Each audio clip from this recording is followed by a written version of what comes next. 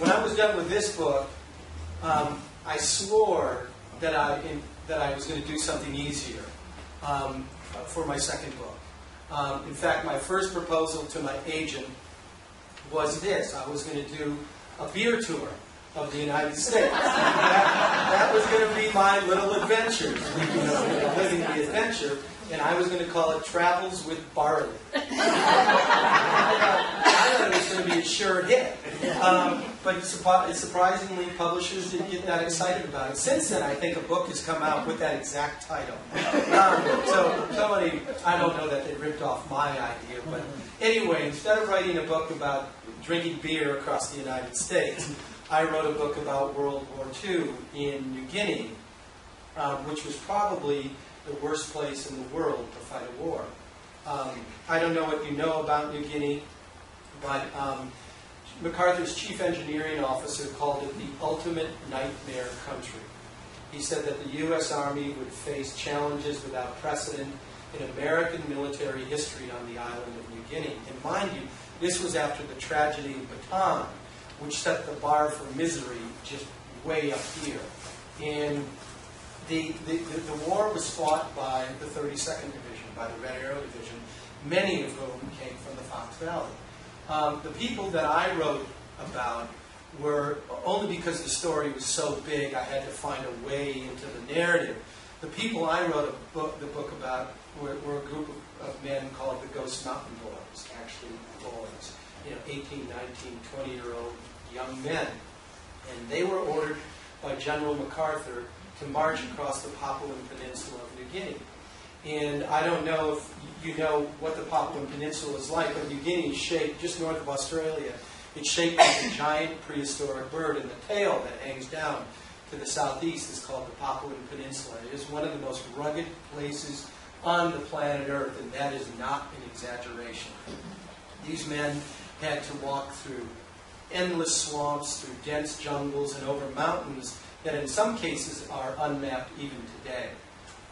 It took them 42 days to cover 130 miles. When they reached the north coast of the Papuan Peninsula, they were physically shattered by the experience. Many of the men lost a third of their body weight, and that's before they even went into battle. Though I write about these men that made this march, each and every man who fought on the island of New Guinea during World War II suffered monumentally. It was a horrible place to be. They all dealt with jungle rot. Most of them dealt with malaria or dengue fever. Most of them dealt with dysentery. And then, on top of that, they had to fight. These men began their march across the Papuan Peninsula in early October of 1942. They began 3 weeks into the rainy season. Just as a point of comparison, we all think of, I guess, Seattle or New Orleans as the rainiest cities in the United States. They get maybe 60 inches of rain a year. Papuan Peninsula gets between 200 and 300 inches of rain a year. Most of that rain falls during the rainy season. So these men were walking on a jungle trail in the middle of the rainy season that's no wider than a deer trail, and it's a muddy trail, and they're walking in their boots. And this is 1,000 men, so 1,000 pairs of boots. You can imagine what it did to this jungle trail. They're walking initially in mud up to their ankles, soon in mud up to their shins, and sometimes their knees. And these were young men in the prime of their lives, and it was absolutely excruciating. About a week in, malaria hit. They'd been exposed to malaria on the coast, and now the parasites were reproducing inside their livers and bursting into their bloodstreams. So they were walking with 102, 103, 104 degree fevers.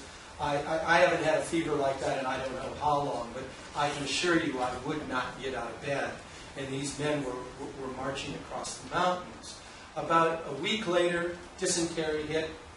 They were eating this stuff called bully beef. It came in 5-pound tins. The planes would come over, would kick it out. They were called bully beef bombers. And they would kick out these 5 tins of canned mutton, which would be scattered all across the jungle. And these men, who were already exhausted, would have to wander around the jungle to collect their food. And then they started eating it, of course. But they're in the jungle. It's 95 degrees with 95% humidity. They eat something out of the tin, they put it in their field packs, and they keep going. And they eat it 2 days later, and they come down with dysentery. And that's when the suffering really began. They started chucking absolutely everything they could out of their field packs, their mess tins, their ponchos, their sweaters, their underwear, their socks. Some threw out their ammunition. Some men threw away their rifles. And some men were lying alongside the trail in the mud, pleading with their buddies not to pick them up and to carry them, but to leave them there, to let them die. I interviewed 60 veterans of the campaign, and I can't tell you how many of them told me this very same story. Their buddies, of course, didn't do that. They picked them up. By the way, they also had 400 native carriers, Papua New Guineans, and the Papua New Guineans have never been given the credit they deserve for helping the American Army. They served as scouts and as packers, and they're the most super adapted people in the world. Without them, the U.S. Army, the 32nd Division, would have had a much tougher time. Anyway, they kept going, and eventually they came to this place called Ghost Mountain, which is about 10,500 feet. The natives balked because they thought that it was surrounded by evil spirits.